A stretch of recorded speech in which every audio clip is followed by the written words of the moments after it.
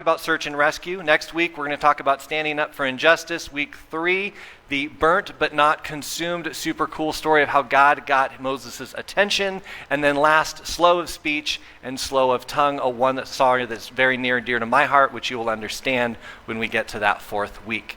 But we are going to be talking about Moses, and what many people don't realize is actually that is how Moses got his name. Moses' name, Moshe, means one drawn out. And you're going to see this as we get into Exodus 2 this morning. He himself was sought out and rescued. We almost didn't have a Moses, and I think you'll really be able to see the coolness of that story today. But before we get into Moses' story, what I wanted to do is share with you guys another search and rescue story. How many of you are familiar with the Great Raid? When I say the Great Raid, does that ring any bells to any of you? Okay, it does for some. A remarkable story that happened the end of World War II. Some say this was the greatest rescue in American military history. I had 2 options today. I could have shown you the movie, which is an hour and 50 minutes long, but I figured I can't do that. So what I want to do is I want to share the facts behind the story. And what I did is I went to a website that was written by a guy who was in the military, and he wanted to share the facts behind the remarkable story that is the Great Raid. So here it is. When General Douglas MacArthur finally returned to the Philippines in late 1944, the Japanese forces throughout the Pacific were reeling from American pressure and fighting what all concerned knew was a losing battle. In the grand strategic scheme for the Pacific campaign during World War II, recapture of the Philippines was seen by the Allies as support the endgame.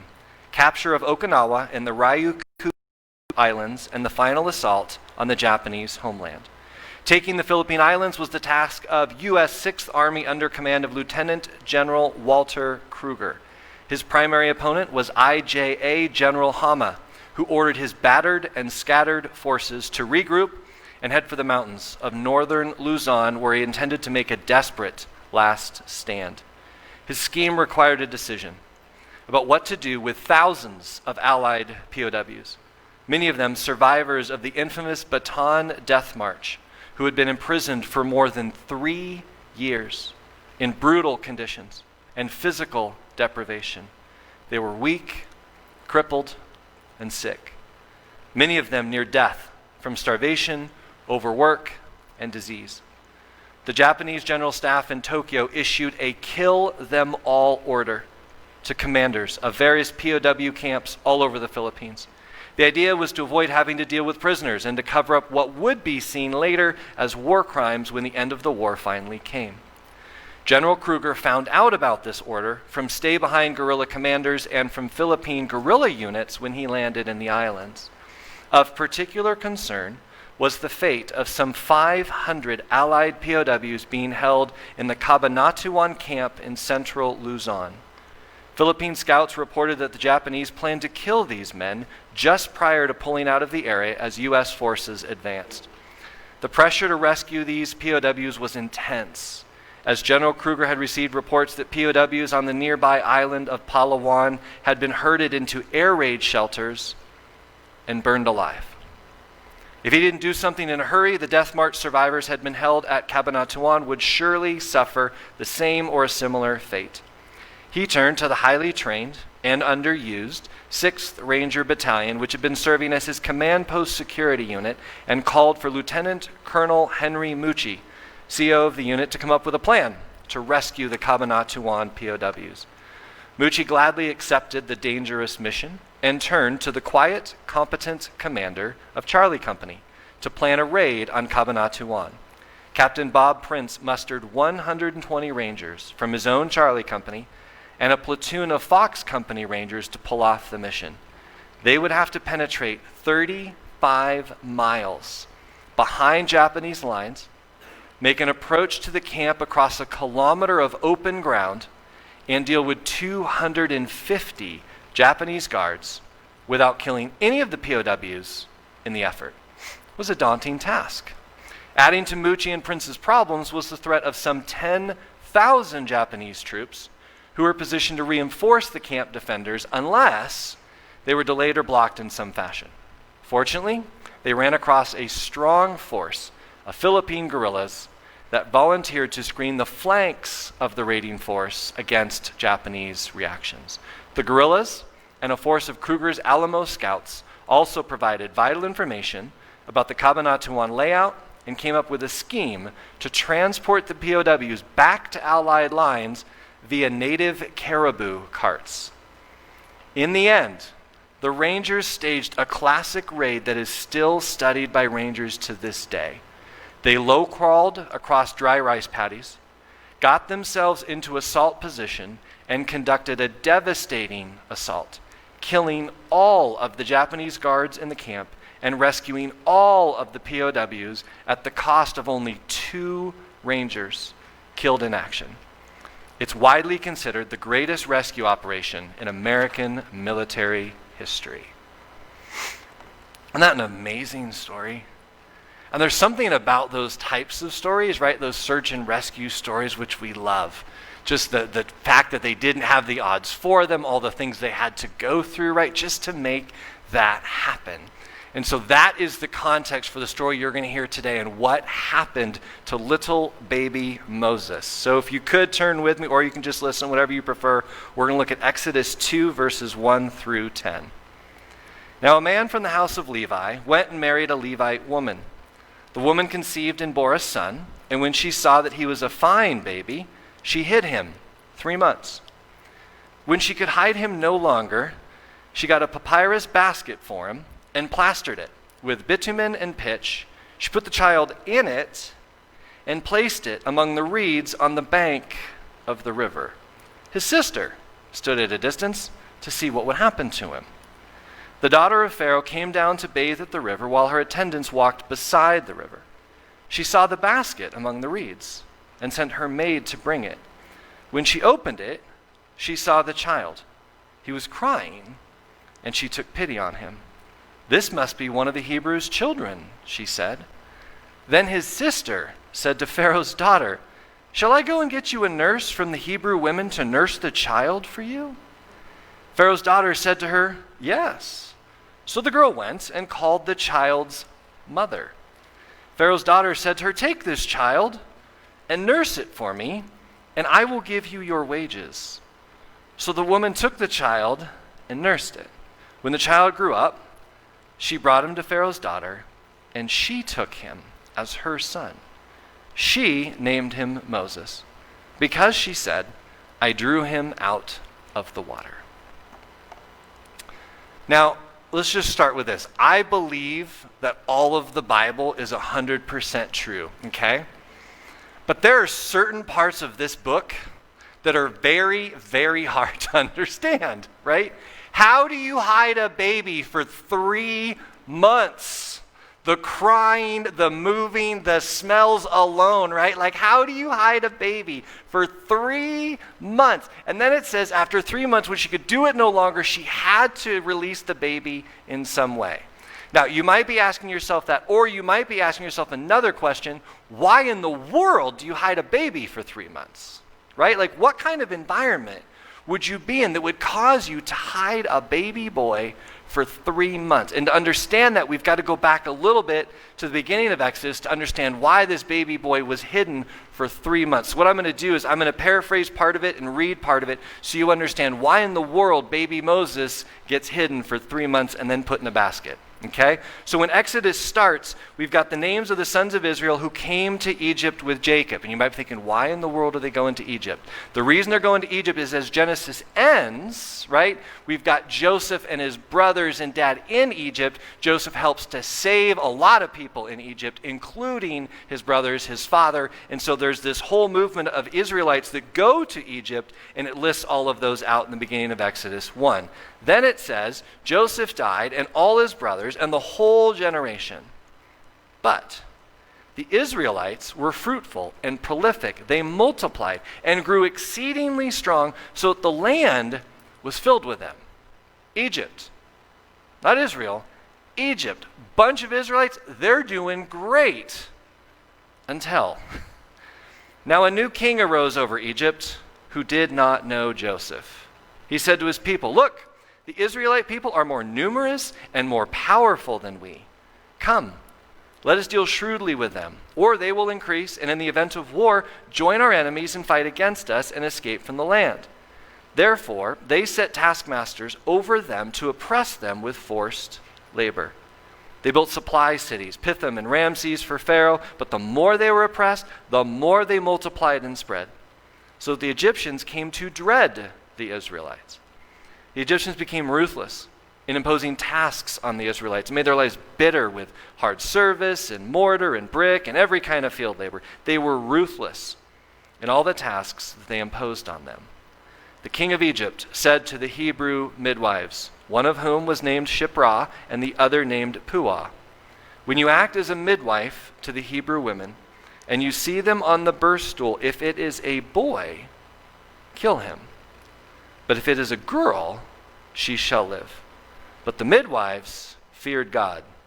They did not do as the king of Egypt commanded them, but they let the boys live. How awesome are these ladies? So the king of Egypt summoned the midwives and said to them, why have you done this and allowed the boys to live? The midwives said to Pharaoh, because the Hebrew women are not like the Egyptian women, for they're vigorous and give birth before the midwife comes to them. So God dealt well with the midwives, and the people multiplied and became very strong. And because the midwives feared God, he gave them families. Then Pharaoh commanded all his people, every boy that's born to the Hebrews you shall throw into the Nile, but you shall let every girl live. Anybody want to be born a boy at this point in history? No. Now you know why she's hiding this baby boy, okay? She is hiding because she's trying to protect his amazing little life. But Moses was born into really, really tough circumstances, right? He literally is born with a death sentence, right? Just by the virtue of the fact that he is a boy, he is born with a death sentence. Guys, can you help me? For some reason, there we go. It is going, there we go. It was going forward. I need it to go backwards, okay? And the difference between what was going on for the Israelites in Egypt then and what happens in, I don't know, what Exodus 1 and 2 is one bad leader. Did you guys notice that? All it takes is one bad leader. Former leader of Egypt likes the Israelites because he likes Joseph. He likes what they've done. You get a new leader and it's a whole different situation. All it takes is one bad leader. Any organization, right? One bad leader takes the whole thing down. You got a bad leader comes in, there's a death sentence on baby boys, and this is how Moses is born. Now, the reason we're talking about this part of Moses' life is usually we think about Moses as like a hero, right? Almost like with a cape, like all the super cool stuff he did. And Moses did do really cool stuff, but he did it simply because God allowed him to do it and drew him out of really tough circumstances. That's what I want you guys to take away from the next 4 weeks. Moses was born with like literally less than a wooden spoon in his mouth, right? They say if people are really blessed, you're born with a silver spoon in your mouth. Moses didn't even have a wooden spoon. Like his very birth was dangerous, okay? And this is the world that Moses entered into. And the reason this is important, and the reason I want us to look at this right now, is we need to remember that every single one of us at some point needs to be drawn out, needs to be rescued, needs to be lifted up. Okay? And it's into this situation he is born where the Pharaoh says, you shall throw every boy into the Nile. Now don't miss the irony here. Okay? What happened to this baby boy? Where is he put? Probably in the Nile, right? Not thrown, but placed in a basket that's sealed up, however you would do that with like, was it bitumen and pitch, right? To seal him up, and then this thing was covered, and he was placed into the banks of the Nile. So don't miss the irony of this super, super cool story. And then there's his sister, okay? His big sister, Miriam. Now, if you haven't committed to memory Miriam, by the time we get through this, you will remember this awesome lady's name. She teaches us that we can dance with worship. She teaches how to sing and worship later on in the story. But here, she goes to the side as this baby is placed in the river just to see what is going to happen to her little brother. So keep this in mind. We've got Moses, Mr. Super Famous Moses, right? Mr. Hero Moses, and he has a big sister. He's got a big sister, Miriam. He's the youngest child. Now, you probably don't think about that when you think about Moses. You think Moses the amazing leader and all the things that Moses did. You might think, oh, he's probably like the oldest child, right? Because only oldest children become leaders, right? Absolutely not. Not with our God, not with our Bible. Here we have this youngest child, usually the easygoing, usually the people pleaser. They're pretty cool with whatever. That's Moses. He is the youngest child that God draws up and draws out to do amazing things. And we need someone to draw us out. And Moses, the amazing Moses, owes his life to his sister, to his mother, and most certainly to God. Now, the other one who he owes his life to, think about this. Moses is born with a death sentence on his life, right? By this Pharaoh. So who is the last person you would expect to help the baby Moses? The daughter of the murdering Pharaoh, right? So he's placed at the banks of the river, and of course this lady is coming out to take her bath, because that's where we all want to take our baths, right? When we're camping. She shows up, she's going to this river, she's going to take a bath, and she looks over, and she sees a closed basket in the reeds. Now, one of the cool things about this lady is she is perceptive. And the Bible talks about this in Proverbs. Proverbs 16:21 says that the wise of heart is called perceptive.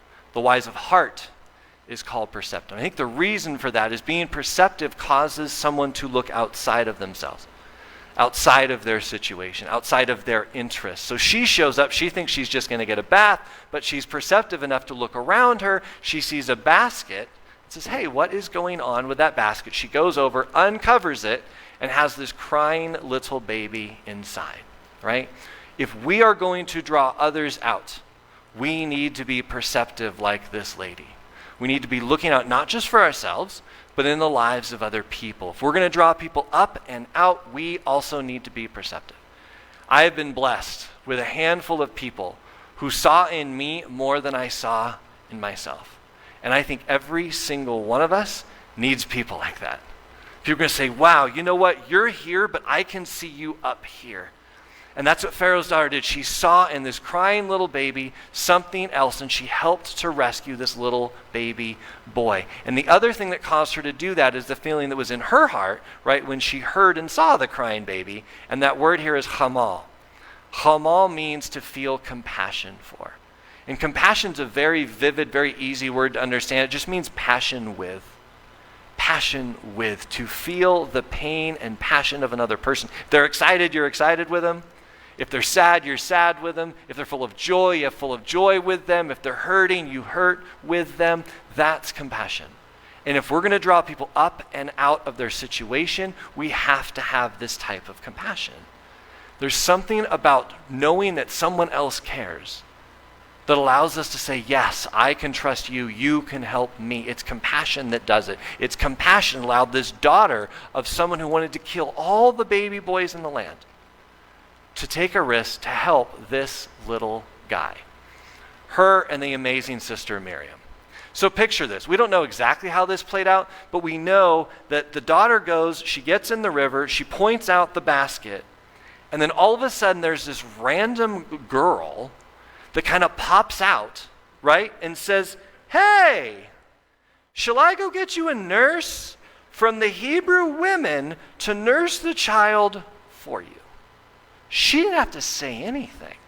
She could have just watched, right? And so I just want to make sure my little brother's going to be okay. She pops out, risks, I would say, probably her life to say, hey, can I help you with this? Because for all that Pharaoh's daughter knew, this girl could have been responsible for the reason the baby wasn't thrown into the Nile, but was placed there. But she's bold. She's fearless. Miriam is awesome. Deuteronomy 31:6 is a great description of people like Miriam. Be strong and bold. Have no fear or dread of them, because it's the Lord your God who goes with you. He will not fail you or forsake you. If we are going to draw people out, if we're going to lift them up, if we're going to help them, we need to have this type of boldness, right? Boldness helps rescue other people. It was boldness in this amazing group of rangers that rescued all of those Allied POWs, right? That takes an incredible amount of boldness. And if we're going to lift people up, we have to have this kind of boldness. And not just boldness, but shrewdness. Because notice what she said. She doesn't just say, hey, can I help you? Or, hey, can I get you a nurse for that baby that you have no idea how to take care of? You're just here for a bath, right?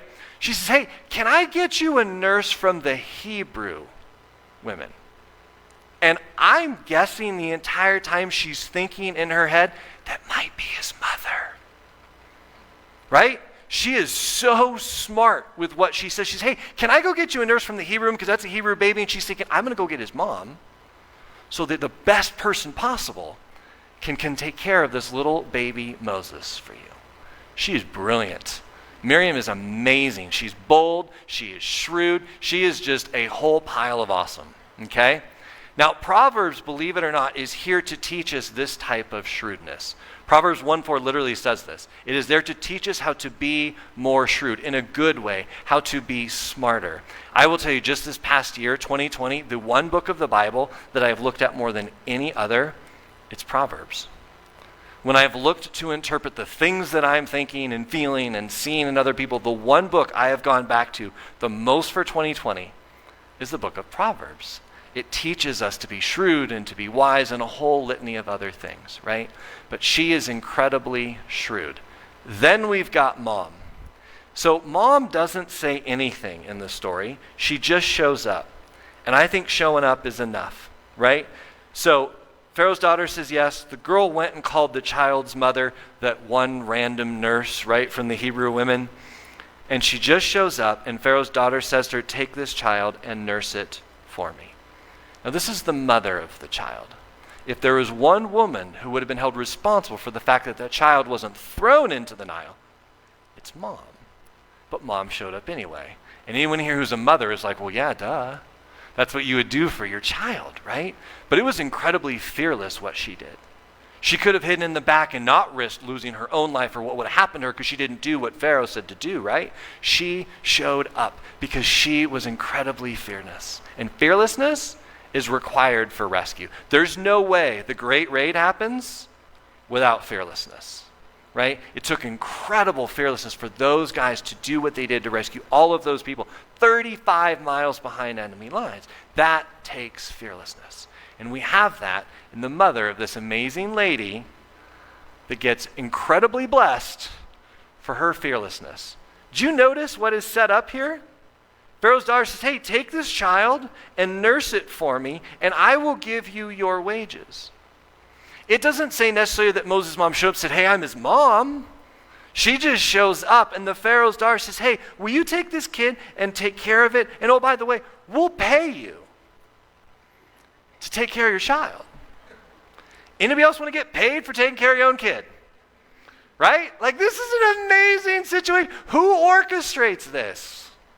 God, right? The only one we haven't talked about, right? Like, only God does this. She gets paid to nurse and take care of her own child. God plays an instrumental role in the search and rescue. I have no doubt that in the Great Raid, God was involved. I have no doubt that God oversaw that entire operation. And I have no doubt that God is not in the background pushing the buttons so that little baby Moses is raised by his mother and she's paid to do it. Okay? But it took incredible fearlessness and boldness for her to come forward and do that. Please don't miss God in the background of these stories. Okay? Do not miss him. And this happens a lot, especially in the Old Testament. But God is so evident in every single one of these stories. You ladies who are going to be looking at Ruth, right? Another great example of really awesome things that are happening, and God's in the background of it, but he's the one who is making it all happen in the background. Don't miss him in the stories, and don't miss him in your life. Please don't miss his activity in your life. I don't know if you guys have ever had that moment. For me, it was in my 20s when I thought back over all the moments in my life that I thought I had accomplished. Ever done this? I did this once because I was raised, you want something done right, you do it yourself, okay? And then I hit my 20s and I realized I couldn't do that anymore. And I looked back at my life over all the things that I had done. And one day it hit me. I was like, oh my gosh, I didn't do all of that. He was there. I wept. I wept because I realized for the first time, he let me take all of this credit. And he was back there doing all of these things, and he still does this. He's in the background of 2020. He's in the background of every single moment of your life, and he is present, and he's working, and he's there, and he did amazing things here. But don't miss him. Okay, don't miss him as he draws us out. Now, we don't know a ton about Mom. We do know her name a little bit later. Her name is Yocheved. Yocheved, we learn that later. Her name means Yahweh is glory. So notice the humility in her name. Moses' mom isn't glory. God is glory, right? It's the humble. It's the humbled who can really be drawn out, okay? Because the proud don't need it, right? The proud think we can draw ourselves up. But if you really want to help someone, it's so much easier when they're humble. Think of a little kid, right? Have you ever seen a little kid who's just broken down and they're sad, or maybe they hurt themselves and they just want comfort, and so they're open arms and they're open hearts and they're just looking to you for help, and you can pick them up and you can hold them and you can be their hero, right? Versus the other kid who hurts themselves and think, I don't need anybody for help. And when you get to them, they're flailing around and they don't need comfort, they don't need help, and you got to pick them up and they're flailing around in your arms. It's hard, right? There's something about humility that allows people to be helped, to be drawn out, to be lifted up. And God does this because so many of these participants were humble and willing to be drawn up and drawn out by God. And then, how about her selflessness? She takes baby in, raises him up, gets paid to do it, but then at some point has to say goodbye. When the child grew up, she brought him to Pharaoh's daughter, and she took him as her son. She named him Moses because she said, I drew him out of the water. Mom didn't even get to name him. Did you notice that? Pharaoh's daughter named Moses, not Mom. And again, anyone who's a mother in here is like, yes, when you have that much love for your child, you can be that amazingly selfless. In my parents' garden in the backyard when I was growing up, they had this plaque, and it was on iron. It had a couple little flowers on it, and it was there for years, and it was there so much that this saying was burnt into my head and into my heart. And the saying said this: if you love something, set it free. If it comes back, it's yours. If not, it was never meant to be. And I used to read it. Oh, we actually see it through the window in the back. And I used to read it over and over and over again. And it wasn't until I really became a committed Christian that this hit home on the power of this statement. It's love of the open hand, right? If you love something, you love it like this, not like this. Love doesn't work like this, right? Love is like this. You have to have your hands open and set it free. And if it comes back to you, it's yours. If it doesn't, it's not. But this is the only type of real love there is. This is the way God loves us. God doesn't love us like this. He creates us, and he lets us go, and he says, I'm always going to love you, but I want you to come back, and I want you to make that decision to come back. That's real deal, agape, selfless type of love. And that's the love that Yocheved has for her baby boy, who's no longer a baby, that she releases. Now, I have found that this statement is completely true, other than this t-shirt I'm going to get probably for my son. If you love something, set it free, unless it's a T-Rex. I love that. But generally, it totally works, right? If you love something, you have to have that selfless type of love. And it's that selflessness that draws other people out, that even allows them to trust you to help them, knowing that you're doing it for them, not for you. Think about, there's no doubt, right? This group of rangers who rescued all those POWs, they didn't do it for themselves. And you notice, by the way, it was Allied POWs. They weren't just Americans. It was Allied forces. They were giving of themselves for people from another country, from another place. That's one thing that makes the story so beautiful. But if there's any kind of a search and rescue operation, that requires a remarkable amount of selflessness. Now, all this happens to Moses, okay? Moses, who's born an Israelite, right? We know that Moses is a descendant from the house of Levi, so he is a Levite, but he's saved by an Egyptian, he's named by an Egyptian, and he's raised in Egypt. Also, God can use him to draw all of his people out of Egypt. Only God would write a story like this, right? Like, you cannot tell me that God doesn't have a sense of humor. To take this baby boy who's an Israelite child, have him raised up in Egypt, named by an Egyptian, used to all things Egyptian, and then his whole mission in life is to get people out of Egypt to a place, spoiler alert, he doesn't even get to go. That's Moses, and that's God's plan. And how does it work? I don't know. Right? Like, how does this happen? Like, no one wants to be born into Moses' shoes. No one would choose this, right? So why does God do it? Why does he do this? And I don't know. God has this way of drawing us out for his purposes, and I don't always understand them. If any of you can explain 2020 to me, I'll be in the back, and you can explain, it'll be awesome, okay? But I don't always understand these things, but I trust that he does. I trust that this story is perfect, right? And he does this for his purposes, not necessarily ours, okay? His purposes do not always make sense to us. And for me, there is a word that has been very helpful in helping me to understand this. And I learned this concept in seminary.